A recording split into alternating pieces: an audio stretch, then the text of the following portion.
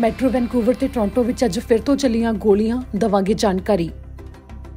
Calgary ਵਿੱਚ ਅੱਜ ਸਵੇਰੇ 2 ਘਰਾਂ ਨੂੰ ਅੱਗ ਲੱਗਣ ਦੇ ਮਾਮਲੇ ਸਾਹਮਣੇ ਆਏ।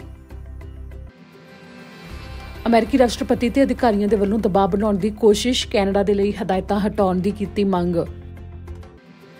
ਓਨਟਾਰੀਓ ਵਿੱਚ ਕੋਵਿਡ-19 ਦੇ ਮਾਮਲਿਆਂ ਦੇ ਬਾਰੇ ਤਾਜ਼ਾ ਅਪਡੇਟ ਦੱਸਾਂਗੇ। ਦੱਸਾਂਗੇ ਕਿ ਇਹਨਾਂ ਨੂੰ ਕੀਤਾ ਗਿਆ ਕੋਵਿਡ-19 ਦੀਆਂ ਹਦਾਇਤਾਂ ਦੀ ਉਲੰਘਣਾ ਕੀਤੇ ਜਾਣ ਦੇ ਲਈ $24,000 ਤੱਕ ਦਾ ਫਾਈਨ। ਸਤਿ ਸ਼੍ਰੀ ਅਕਾਲ, ਤੁਸੀਂ PNCN ਦੇਖ ਰਹੇ ਹੋ। ਖਬਰਾਂ ਦੀ ਸ਼ੁਰੂਆਤ ਕਰਾਂਗੇ। ਸਭ ਤੋਂ ਪਹਿਲਾਂ ਖਬਰ ਮੌਂਟਰੀਅਲ ਤੋਂ, ਜਿੱਥੇ ਕਿ ਇੱਕ ਨੌਜਵਾਨ ਦੀ ਮੌਤ ਹੋਣ ਦਾ ਮਾਮਲਾ ਸਾਹਮਣੇ ਆਇਆ, ਜਿਸ ਤੇ ਚਾਕੂ ਮਾਰਿਆ ਗਿਆ। ਮੌਂਟਰੀਅਲ ਵਿੱਚ ਇੱਕ ਹਮਲੇ ਦਾ ਮਾਮਲਾ ਸਾਹਮਣੇ ਆਇਆ, ਜਿਸ ਤੇ ਚਾਕੂ ਲੱਗਣ ਦੇ ਕਰਕੇ ਇੱਕ ਨੌਜਵਾਨ ਦੀ ਮੌਤ ਹੋ ਗਈ ਹੈ। ਪੁਲਿਸ ਅਧਿਕਾਰੀਆਂ ਨੇ ਦੱਸਿਆ ਕਿ ਉਹਨਾਂ ਨੂੰ ਸਵੇਰੇ 1:45 ਦੇ ਕਰੀਬ ਦਾ ਸਮਾਂ ਸੀ, ਜਦੋਂ ਸ਼ੇਰਬਰੁਕ ਸਟਰੀਟ ਦੇ ਉੱਤੇ ਬੁਲਾਇਆ ਗਿਆ, ਜੋ ਕਿ ਮੈਨਸਫੀਲਡ ਸਟਰੀਟ ਦੇ ਨੇੜੇ ਸੀ, ਡਾਊਨਟਾਊਨ ਮੌਂਟਰੀਅਲ ਦੇ ਵਿੱਚ। ਜਿੱਥੇ ਕਿ ਜਦੋਂ ਪੁਲਿਸ ਅਧਿਕਾਰੀ ਪਹੁੰਚੇ ਤਾਂ 2 ਨੌਜਵਾਨ ਮੌਜੂਦ ਸਨ, ਜਿਨ੍ਹਾਂ ਵਿੱਚੋਂ ਇੱਕ ਦੀ ਉਮਰ 20 ਸਾਲ ਤੇ ਦੂਜੇ ਦੀ 23 ਸਾਲ ਸੀ, ਜਿਨ੍ਹਾਂ ਵਿੱਚੋਂ ਇੱਕ ਦੀ ਹਾਲਤ ਕਾਫੀ ਗੰਭੀਰ ਬਣੀ ਹੋਈ ਸੀ। ਦੋਵਾਂ ਦੇ ਚਾਕੂ ਲੱਗੇ ਹੋਏ ਸਨ। 23 ਸਾਲਾ ਨੌਜਵਾਨ ਨੂੰ ਕਾਫੀ ਗੰਭੀਰ ਹਾਲਤ ਵਿੱਚ ਹਸਪਤਾਲ ਪਹੁੰਚਾਇਆ ਗਿਆ, ਪਰ ਹੁਣ ਸ਼ਨੀਵਾਰ ਦੀ ਸਵੇਰ ਨੂੰ ਮੁੜ ਜੋ ਅਧਿਕਾਰੀਆਂ ਨੇ ਜਾਣਕਾਰੀ ਦਿੱਤੀ ਹੈ ਤਾਂ ਉਹਨਾਂ ਨੇ ਕਿਹਾ ਕਿ ਉਸ ਨੌਜਵਾਨ ਨੇ ਦਮ ਤੋੜ ਦਿੱਤਾ ਹੈ।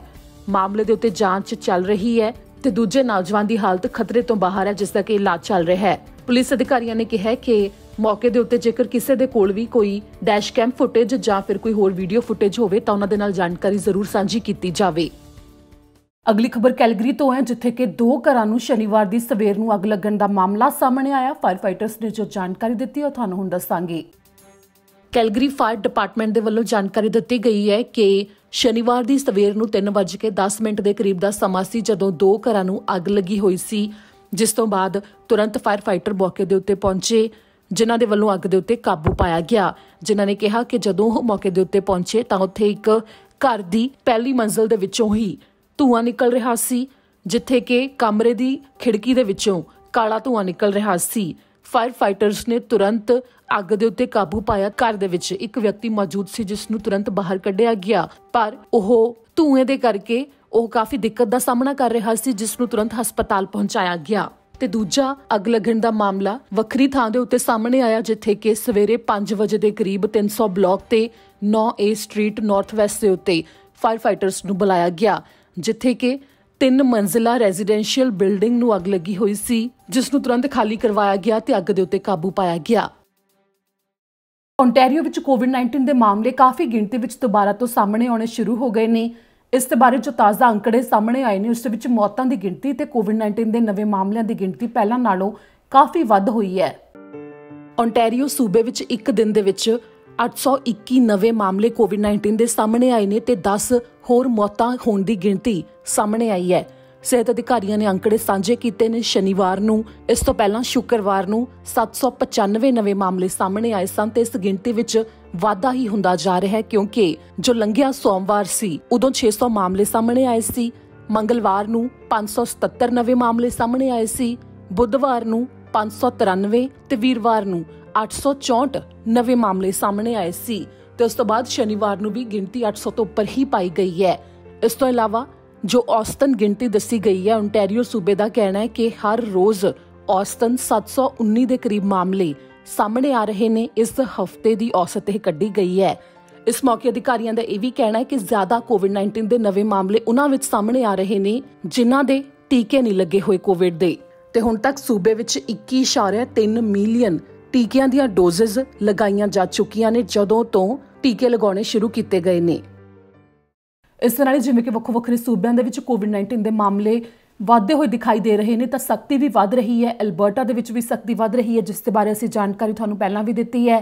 ਬ੍ਰਿਟਿਸ਼ ਕੋਲੰਬੀਆ ਦੇ ਵਿੱਚ ਕੋਵਿਡ-19 ਦੇ ਟੀਕੇ ਲਗਵਾਉਣ ਦੇ ਲਈ ਬਾਰ-ਬਾਰ ਉਤਸ਼ਾਹਿਤ ਲੋਕਾਂ ਨੂੰ ਕੀਤਾ ਜਾ ਰਿਹਾ ਹੈ, ਤਾਂ ਦੂਜੇ ਪਾਸੇ ਕਈ ਅਜਿਹੇ ਵਪਾਰ ਇਸ ਸਮੇਂ ਸਾਹਮਣੇ ਆ ਰਹੇ ਨੇ ਜੋ ਕਿ ਜਨਤਕ ਤੌਰ ਦੇ ਉੱਤੇ ਇਨਕਾਰ ਕਰ ਰਹੇ ਨੇ ਕਿ ਉਸ ਵਪਾਰ ਦੇ ਵਾਸਤੇ ਬੇਸ਼ੱਕ BC ਸਰਕਾਰ ਦੇ ਵੱਲੋਂ ਕੀਤਾ ਗਿਆ ਹੋਵੇ ਲਾਜ਼ਮੀ ਕਿ ਕੋਵਿਡ-19 ਦੇ ਟੀਕੇ ਲੱਗੇ ਹੋਣ ਦਾ ਸਬੂਤ ਗ੍ਰਾਹਕਾਂ ਦਾ ਦੇਖਣਾ ਜ਼ਰੂਰੀ ਹੈ, ਪਰ ਕਈ ਅਜਿਹੇ ਵਪਾਰ ਨੇ ਜਿਹੜੇ ਕਿ ਸੋਸ਼ਲ ਮੀਡੀਆ ਦੇ ਉੱਤੇ ਸਾਹਮਣੇ ਆ ਰਹੇ ਨੇ। ਜਨਤਕ ਤੌਰ ਦੇ ਉੱਤੇ ਉਹਨਾਂ ਦੇ ਵੱਲੋਂ ਕਿਹਾ ਜਾ ਰਿਹਾ ਹੈ ਕਿ ਉਹ ਆਪਣੇ ਗ੍ਰਾਹਕਾਂ ਦੇ ਟੀਕੇ ਲੱਗੇ ਹੋਣ ਦਾ ਸਬੂਤ ਨਹੀਂ ਦੇਖਣਗੇ, ਟੀਕੇ ਲੱਗੇ ਹੋਣ ਦੀ ਜਾਣਕਾਰੀ ਦੇ ਬਾਰੇ ਨਹੀਂ ਪੁੱਛਣਗੇ।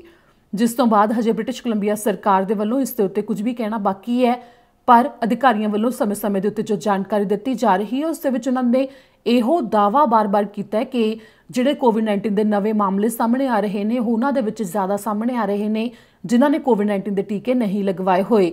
ਤਾਂ ਉੱਧਰ ਜਿਵੇਂ ਕਿ ਇਸ ਸਮੇਂ ਇਹ ਵੀ ਉਡੀਕ ਕੀਤੀ ਜਾ ਰਹੀ ਹੈ ਕਿ 20 ਸਤੰਬਰ ਨੂੰ ਜਿਵੇਂ ਕਿ ਹੁਣ ਚੋਣਾਂ ਹੋ ਜਾਣੀਆਂ ਨੇ, ਨਤੀਜੇ ਆ ਜਾਣੇ ਨੇ, ਤਾਂ ਨਾਲ ਹੀ ਅਧਿਕਾਰੀਆਂ ਤੋਂ ਉਮੀਦ ਦਾ ਪ੍ਰਗਟਾਵਾ ਕੀਤਾ ਜਾ ਰਿਹਾ ਹੈ ਕਿ ਭਾਰਤ ਦੇ ਵਾਸਤੇ ਜੋ ਸਿੱਧੀਆਂ ਫਲਾਈਟਾਂ ਦੁਬਾਰਾ ਤੋਂ ਸ਼ੁਰੂ ਕਰਨ ਦੇ ਬਾਰੇ ਕੋਈ ਐਲਾਨ ਕੀਤਾ ਜਾਵੇ।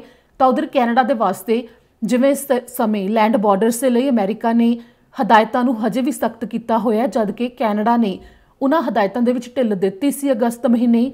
ਤਾਂ ਇਸ ਨੂੰ ਲੈ ਕੇ ਰਾਸ਼ਟਰਪਤੀ ਜੋ ਬਾਈਡਨ ਦੇ ਉੱਤੇ ਦਬਾਅ ਬਣਾਉਣ ਦੀ ਕੋਸ਼ਿਸ਼ ਕੀਤੀ ਜਾ ਰਹੀ ਹੈ। ਅਮਰੀਕਾ ਦੇ 4 ਸੈਨੇਟਰ ਜਿਨ੍ਹਾਂ ਨੇ ਸ਼ੁੱਕਰਵਾਰ ਨੂੰ ਅਮਰੀਕਾ ਦੇ ਰਾਸ਼ਟਰਪਤੀ ਜੋ ਬਾਈਡਨ ਤੋਂ ਮੰਗ ਕੀਤੀ ਹੈ ਕਿ ਕੈਨੇਡਾ ਦੇ ਵਾਸਤੇ ਟਰੈਵਲ ਨੂੰ ਲੈ ਕੇ ਜੋ ਅਮਰੀਕਾ ਨੇ ਰੋਕ ਲਗਾਈ ਹੋਈ ਹੈ, ਹਦਾਇਤਾਂ ਹਜੇ ਵੀ ਲਾਗੂ ਨੇ, ਉਹਨਾਂ ਨੂੰ ਹਟਾ ਦਿੱਤਾ ਜਾਵੇ ਜੋ ਕਿ ਮਾਰਚ 2020 ਤੋਂ ਲਾਗੂ ਨੇ।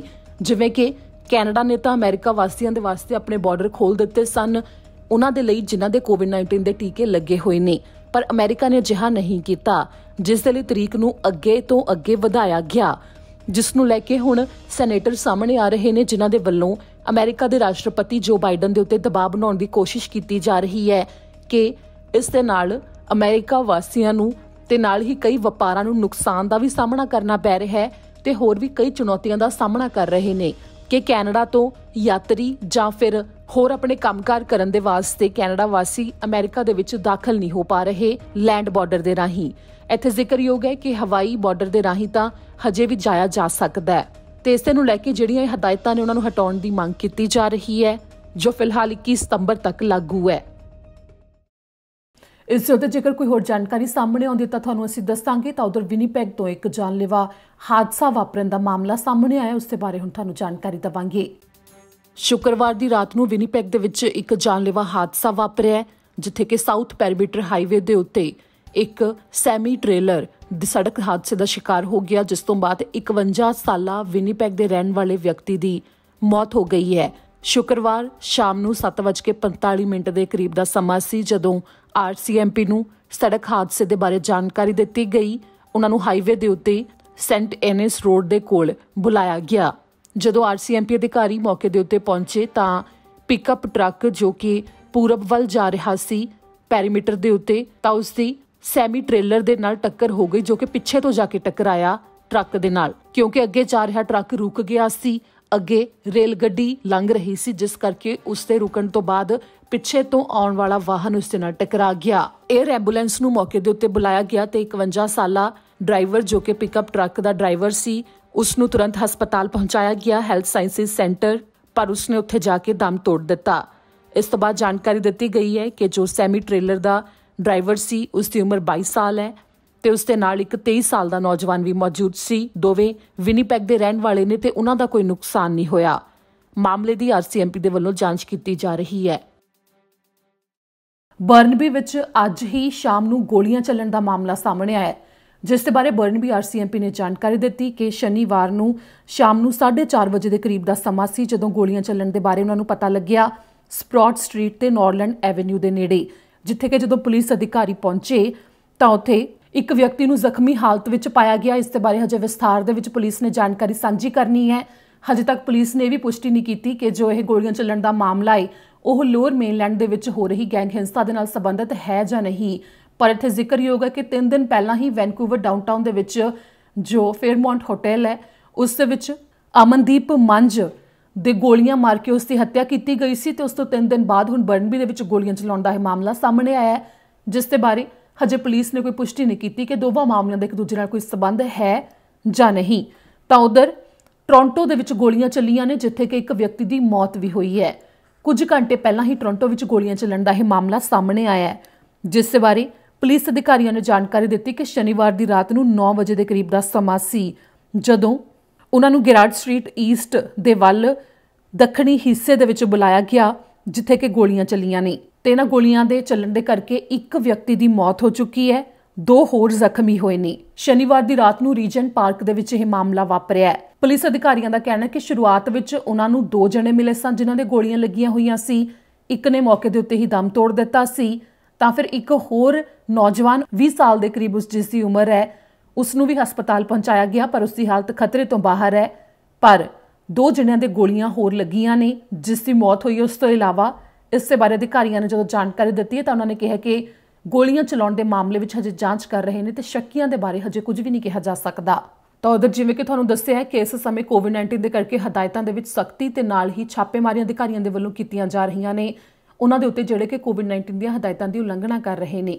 ਓਨਟਾਰੀਓ ਦੇ ਕਿੰਗਸਟਨ ਤੋਂ ਇੱਕ ਮਾਮਲਾ ਸਾਹਮਣੇ ਆਇਆ ਜਿੱਥੇ ਕਿ 12 ਜਣਿਆਂ ਨੂੰ $2,000 ਤੱਕ ਦਾ ਫਾਈਨ ਕੀਤਾ ਗਿਆ। ਦਰਅਸਲ ਉੱਥੇ ਇੱਕ ਪਾਰਟੀ ਚੱਲ ਰਹੀ ਸੀ ਜਿੱਥੇ ਕਿ ਬਾਇਲੋ ਤੇ ਨਾਲ ਹੀ ਕਿੰਗਸਟਨ ਪੁਲਿਸ ਦੇ ਅਧਿਕਾਰੀ ਪਹੁੰਚੇ ਜਿਨ੍ਹਾਂ ਨੇ ਜਾਣਕਾਰੀ ਦਿੱਤੀ ਕਿ ਕਿੰਗਸਟਨ ਦੇ ਯੂਨੀਵਰਸਿਟੀ ਡਿਸਟ੍ਰਿਕਟ ਵਿੱਚ ਇਹ ਮਾਮਲਾ ਵਾਪਰਿਆ। ਸ਼ੁੱਕਰਵਾਰ ਦੀ ਰਾਤ ਨੂੰ 11:30 ਵਜੇ ਦੇ ਕਰੀਬ ਦਾ ਸਮਾਂ ਸੀ ਜਦੋਂ ਪੁਲਿਸ ਅਧਿਕਾਰੀ ਤੇ ਬਾਇਲੋ ਐਨਫੋਰਸਮੈਂਟ ਦੇ ਆਫੀਸਰ ਮੌਕੇ ਦੇ ਉੱਤੇ ਪਹੁੰਚੇ ਜਿੱਥੇ ਕਿ ਜਦੋਂ ਉਹਨਾਂ ਨੇ ਪਾਇਆ ਕਿ ਕਾਫੀ ਜ਼ਿਆਦਾ ਇੱਕ ਥਾਂ ਦੇ ਉੱਤੇ ਭੀੜ ਸੀ ਤਾਂ ਉੱਥੇ ਨੇੜੇ ਹੀ ਇੱਕ ਰਿਹਾਇਸ਼ ਜਿਸ ਨੂੰ ਕਿ 3 ਜਣਿਆਂ ਨੇ ਕਿਰਾਏ ਦੇ ਉੱਤੇ ਲਿਆ ਹੋਇਆ ਸੀ ਉੱਥੇ ਕਾਫੀ ਗਿਣਤੀ ਵਿੱਚ ਲੋਕ ਪਾਏ ਗਏ ਜਿੱਥੇ ਕਿ ਪਹਿਲਾਂ ਤਾਂ ਉੱਥੇ ਤੋਂ ਦਾਅਵਾ ਕੀਤਾ ਗਿਆ ਕਿ ਸਿਰਫ 25 ਜਣੇ ਨੇ ਤੇ 25 ਜਣਿਆਂ ਨੂੰ ਇਸ ਸਮੇਂ ਕੋਵਿਡ-19 ਦੀਆਂ ਹਦਾਇਤਾਂ ਦੇ ਦੌਰਾਨ ਵੀ ਇਜਾਜ਼ਤ ਹੈ ਕਿ ਉਹ ਇਕੱਠੇ ਹੋ ਸਕਦੇ ਨੇ। ਪਰ ਪੁਲਿਸ ਅਧਿਕਾਰੀਆਂ ਨੇ ਜਦੋਂ ਜਾਂਚ ਕੀਤੀ ਤਾਂ ਉਹਨਾਂ ਨੂੰ ਘਰ ਦੇ ਵਿੱਚੋਂ ਹੋਰ ਵਿਅਕਤੀ ਵੀ ਮਿਲੇ ਬੇਸਮੈਂਟ ਦੇ ਵਿੱਚ ਤੇ ਨਾਲ ਹੀ ਉਹਨਾਂ ਨੂੰ ਗਰਮ ਪਾਣੀ ਦਾ ਜੋ ਟੈਂਕ ਹੁੰਦਾ ਹੈ ਉਸ ਦੇ ਪਿੱਛੇ ਲੁਕਿਆ ਹੋਇਆ ਇੱਕ ਵਿਅਕਤੀ ਮਿਲਿਆ। ਇਸ ਦੇ ਬਾਰੇ ਪੁਲਿਸ ਨੇ ਜਾਣਕਾਰੀ ਦਿੱਤੀ ਜਿਨ੍ਹਾਂ ਨੇ ਕਿਹਾ ਕਿ 29 ਜਣੇ ਉੱਥੇ ਮੌਕੇ ਦੇ ਉੱਤੇ ਮੌਜੂਦ ਸਨ ਜਦੋਂ ਉਹ ਪਹੁੰਚੇ ਜੋ ਕਿ ਪਾਰਟੀ ਕਰ ਰਹੇ ਸੀ। ਇਸ ਦੌਰਾਨ $2,000 ਦੀਆਂ ਟਿਕਟਾਂ 12 ਜਣਿਆਂ ਨੂੰ ਦਿੱਤੀਆਂ ਗਈਆਂ ਨੇ। ਅਧਿਕਾਰੀਆਂ ਦਾ ਕਹਿਣਾ ਹੈ ਕਿ ਇਸ ਸਮੇਂ ਜਿਵੇਂ ਕਿ ਕੋਵਿਡ-19 ਦੇ ਮਾਮਲਿਆਂ ਵਿੱਚ ਵਾਧਾ ਹੋ ਰਿਹਾ ਹੈ ਤਾਂ ਸਖਤੀ ਵੀ ਉਹਨਾਂ ਦੇ ਵੱਲੋਂ ਕੀਤੀ ਜਾ ਰਹੀ ਹੈ ਤੇ ਨਾਲ ਹੀ ਕਿਸੇ ਦੇ ਵੱਲੋਂ ਵੀ ਉਲੰਘਣਾ ਨਾ ਕੀਤੀ ਜਾਵੇ ਹਦਾਇਤਾਂ ਦੀ ਜਿਨ੍ਹਾਂ ਨੂੰ ਸਖਤ ਕਾਰਵਾਈ ਦਾ ਸਾਹਮਣਾ ਕਰਨਾ ਪੈ ਸਕਦਾ ਹੈ। ਇਸ ਨਾਲ ਤੁਹਾਨੂੰ ਜਾਣਕਾਰੀ ਦੱਸ ਦਈਏ ਕਿ ਕੱਲ ਨੂੰ ਤੁਹਾਡੇ ਲਈ ਅਹਿਮ ਜਾਣਕਾਰੀ ਲੈ ਕੇ ਹਾਜ਼ਰ ਹੋਵਾਂਗੇ। ਸਪਾਊਸਲ ਵਰਕ ਪਰਮਿਟ ਦੇ ਉੱਤੇ ਜੋ ਬਾਰ-ਬਾਰ ਸਵਾਲ ਪੁੱਛੇ ਜਾ ਰਹੇ ਨੇ ਉਸ ਨੂੰ ਲੈ ਕੇ ਇਮੀਗ੍ਰੇਸ਼ਨ ਲਾਇਰ ਦੇ ਨਾਲ ਅਸੀਂ ਗੱਲਬਾਤ ਕਰਾਂਗੇ ਜਿਨ੍ਹਾਂ ਦੇ ਵੱਲੋਂ ਅਪਡੇਟ ਦਿੱਤੀ ਜਾਵੇਗੀ ਕਿ ਸਪਾਊਸਲ ਵਰਕ ਪਰਮਿਟ ਜੋ ਇਸ ਸਮੇਂ ਲੱਗੇ ਹੋਏ ਨੇ ਜੋ ਉਹਨਾਂ ਦੇ ਅਧੀਨ ਵੀ ਲੱਗੇ ਹੋਏ ਨੇ ਕਿੰਨੀ ਕੁ ਗਿਣਤੀ ਦੇ ਵਿੱਚ ਇਸ ਸਮੇਂ ਪ੍ਰਕਿਰਿਆ ਚੱਲਣੀ ਸ਼ੁਰੂ ਹੋ ਗਈ ਹੈ ਤੇ ਉਡੀਕ ਹੋਰ ਕਿੰਨੀ ਕੁ ਜ਼ਿਆਦਾ ਕਰਨੀ ਪੈ ਸਕਦੀ ਹੈ। ਪੂਰੀ ਜਾਣਕਾਰੀ ਉਹਨਾਂ ਤੋਂ ਜਾਣਾਂਗੇ ਜੋ ਕੱਲ ਸ਼ਾਮ ਤੱਕ ਤੁਹਾਨੂੰ ਪੂਰੀ ਜਾਣਕਾਰੀ ਅਸੀਂ PNCN ਦੇ ਉੱਤੇ ਦੱਸਾਂਗੇ। ਤੇ ਇਸ ਨਾਲ ਹੀ ਤਾਜ਼ਾ ਅਪਡੇਟਸ ਲਈ ਤੁਸੀਂ ਦੇਖਦੇ ਰਹੋ PNCN। ਮੈਨੂੰ ਦਿਓ ਇਜਾਜ਼ਤ। ਸਤਿ ਸ਼੍ਰੀ ਅਕਾਲ।